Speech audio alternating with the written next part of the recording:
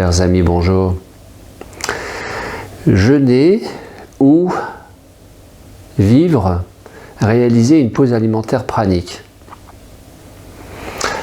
Parce que les deux approches et les deux termes, jeûne et pause alimentaire, se confondent et beaucoup de gens parmi vous confondent. Jeûner veut dire arrêter de manger momentanément et donc stopper la digestion après le dernier repas qui a été pris. Quand vous jeûnez, vous ne vous posez pas forcément. Quand vous jeûnez, le plus souvent, vous restez en activité minimale, professionnelle, personnelle. Vous vous activez, vous vous occupez, vous rangez la cave, le grenier, vous allez visiter un tel et un tel. Donc vous avez essentiellement une énergie pendant le jeûne qui est dédiée à l'activité extérieure, à l'extérieur. Ce qui fait qu'en réalité, dans ce contexte-là, le jeûne va être modérément intéressant, modérément efficace en termes de détoxination. Il va surtout procéder d'une pause alimentaire, d'un arrêt digestif, avec une détoxination pas forcément optimale. Pourquoi ? Parce que votre énergie est dédiée à l'activité extérieure et votre mental est focus extérieur, sans avoir forcément une conscience du ici et maintenant, avec vous-même de ce qui se passe dans le corps. Par contre, dans la pause alimentaire, vous vous posez, vous déposez, vous vous reposez, vous ralentissez, vous vous mettez en mode retraite, ce que le jeûne ne fait pas, dans l'état d'esprit de ce qui est qu'un jeûne. Et ce n'est pas pour opposer l'un à l'autre, c'est pour mettre en contraste l'un à l'autre et dire que si jeûner est une très bonne chose, la pause alimentaire, jeûner en mode pause alimentaire, pranique, est encore mieux, voire infiniment mieux que simplement jeûner. Parce qu'il y a un ralentissement, parce qu'il y a symboliquement de se retirer de l'extérieur, du monde sociétal, et d'aller en se posant visiter le monde intérieur. C'est une retraite. Je me retire et je me visite dans mon intériorité. Pourquoi faire ? Pour favoriser une meilleure détoxination. Bien évidemment, vous vous hydratez pour drainer, éliminer les toxines, pour favoriser d'éliminer le résiduel du bol alimentaire qui serait encore présent au niveau intestinal, c'est très bien. Pour freiner l'amaigrissement, parce que quand vous êtes en jeûne sec ou en pause alimentaire mode sec, vous allez maigrir 6 fois trop, 6 fois plus, 6 fois plus vite.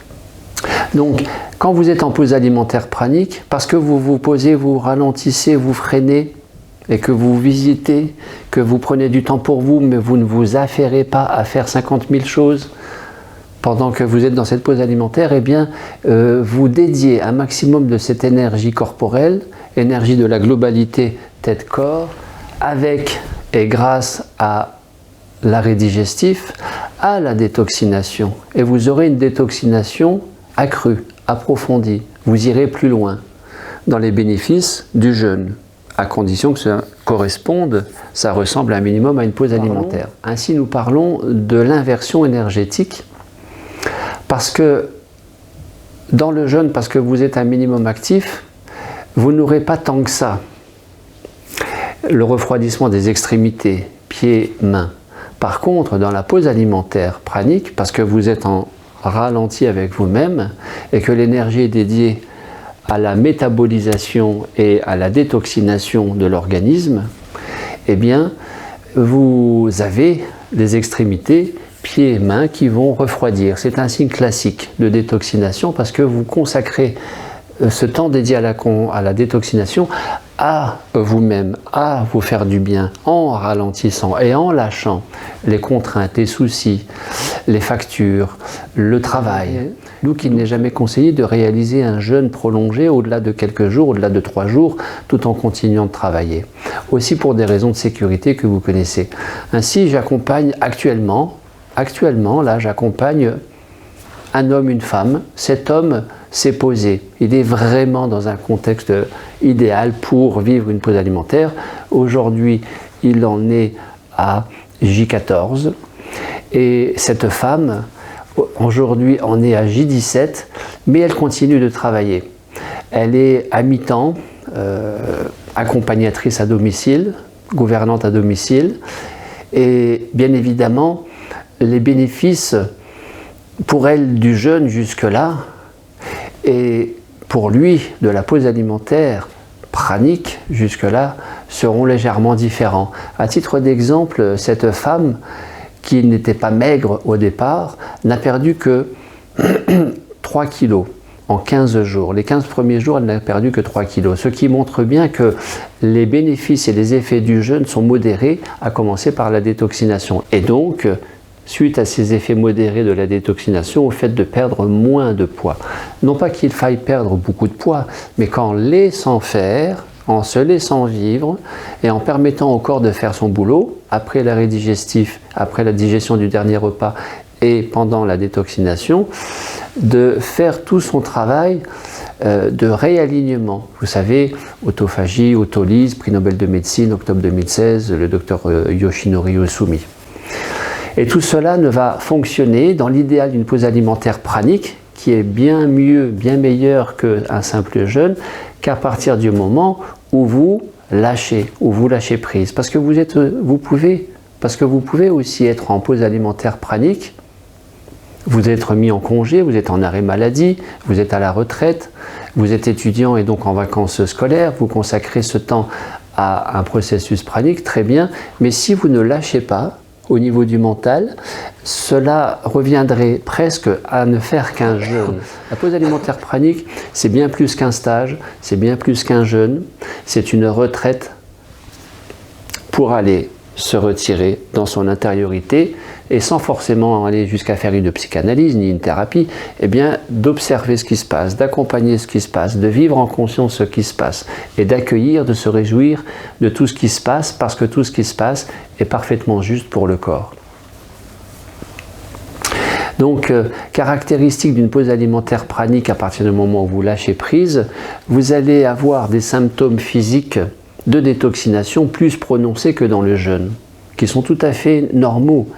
La crise d'acidose, le sommeil perturbé, la fatigue, la mauvaise haleine, la langue saburale, la langue blanche, les urines foncées, etc., etc. Quelques courbatures par-ci par-là, du refroidissement, très bien. Et puis en plus de ces signes de détoxination physique, vous allez avoir une perte de poids.